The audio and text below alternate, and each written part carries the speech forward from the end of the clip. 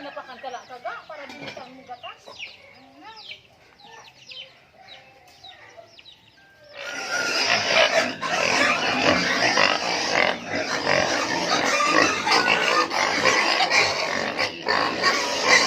Ano guys, nangingi na ng pagkain.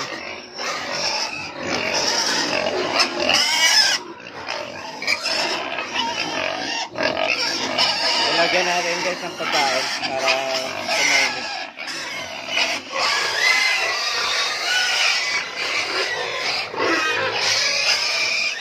So guys, may mga manok.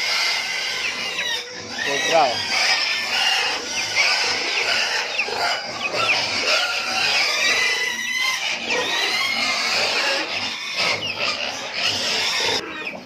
Yan na guys, nauuhaw sila.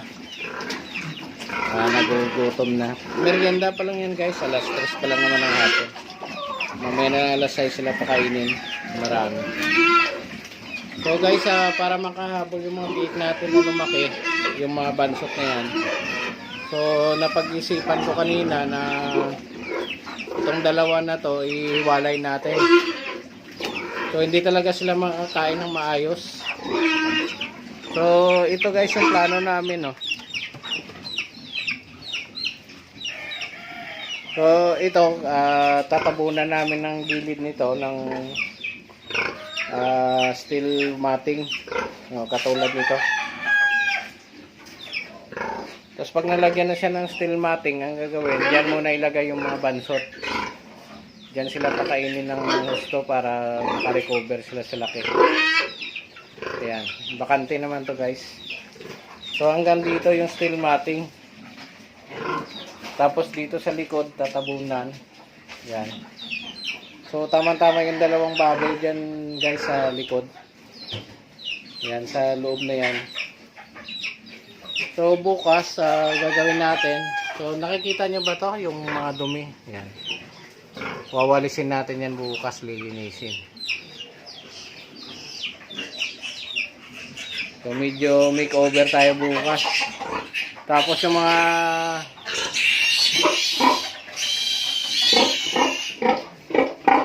ano doon guys, yung mga kahoy doon sa dulo na nagpapadilim. So ililipat natin yan dito. Siguro dito muna natin ilagay bukas. Ayan. Doon sa dulo na to. So medyo nakakatakot dito guys kasi baka tinitirahan na ng mga ahas o cobra. So nung isang bis daw, sabi nila nung naglinis dyan ng mga tae ng baboy, may nakita silang mga pinagpalitan ng balat ng ahas. So ganyan lang. Madilim kasi guys, tapos parang unsafe.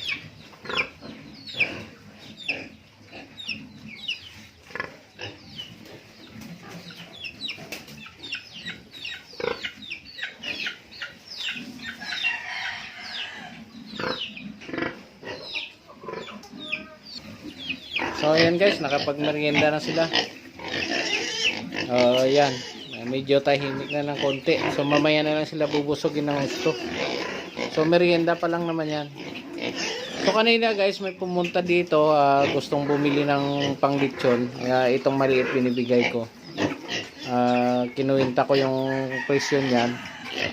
So medyo panapat lang ang plano. So depende sa kanila kung ito yung malalaki ang bibilhin. Yan.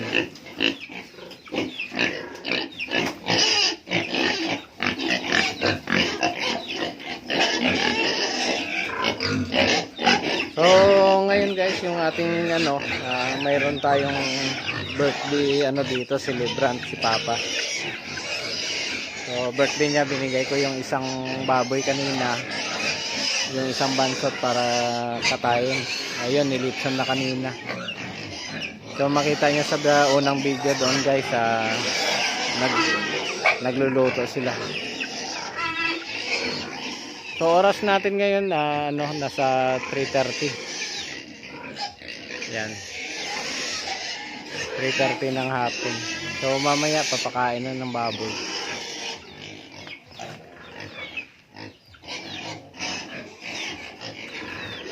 So ito naman guys yung ano, yung deposituhan ng tayo ng baboy. Medyo marami na rin palang laman sa loob. So dito daw nakita yung balat ng ahas pinagpalitan.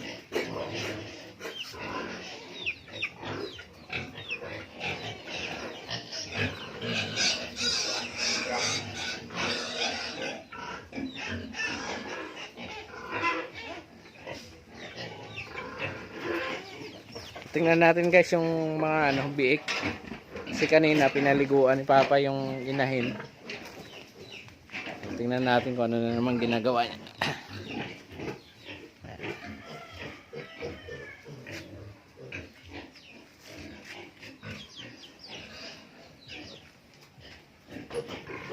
Yan o. Siguro nagugutom na rin itong mga biik na to.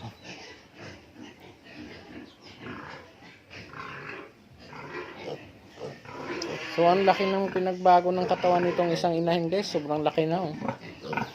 Nasa 250 kilos mahigit.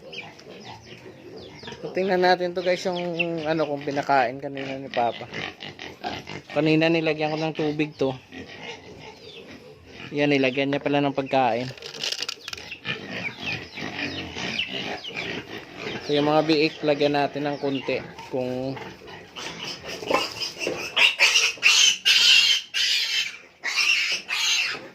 yan, naipit ng isa. So ayan, try natin kung titikim-tikim sila ng feeds.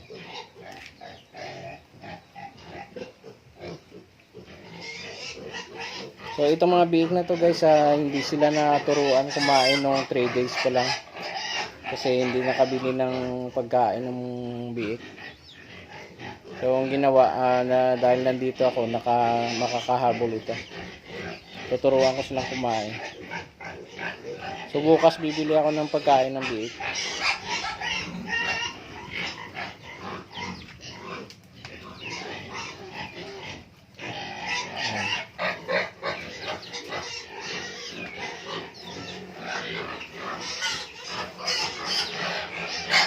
So yan guys, ito lang yung advantage pagka may alagang baboy kasi. Halimbawa, pag gusto mong magkatay, gusto mong kumain ng baboy, libre lang. Pwede ka mag-bitson, pwede kang magkatay. Automatic na yun guys. Maraming mga bansot dyan na pwedeng katayin. Kasi pag bininta mo yung mga yan, lugi ka pa rin. So ang gagawin mo na lang dyan, kakatayin mo para makabawi ka. Yung nabubuhay kasi dito guys, yung mga taong namimili lang. Yung taga-katay ng baboy. So advantage sa kanila yan, yung maliliit, talagang bibili nila ng mura. So ito siguro ang dalawang bansot na to, ipahiwalay na rin natin to. Papasama ko na rin doon sa ano, sa gilid. Para yung apat na yan pagsama-samahin na sila yung mga maliliit doon. Talong-talo sila kumain ng mga malalaki.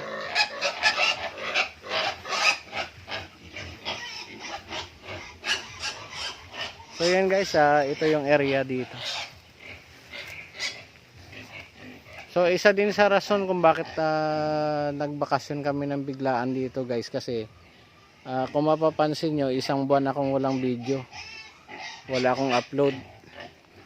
So ngayon ang ginawa ko, nagdesisyon kami na magbakasyon gawa ng nagkasakit ako guys ng isang linggo.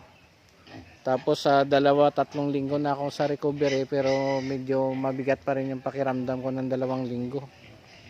So halos nagsusuka ako, walang pakiramdam yung kabila kong paa. So yun guys, kinabahan ako, akala ko na stroke ako eh.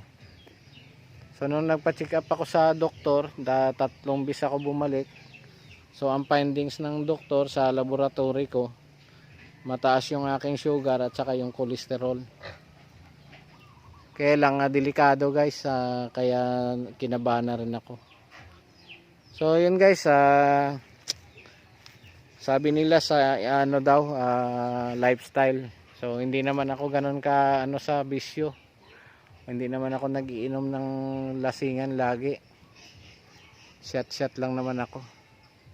Kaya lang siguro dati pa naipon na. So guys, makita nyo napakaganda ng area. Yan. Napaka-presko. So sana dito ako makarecover guys. Makabawi ng lakas.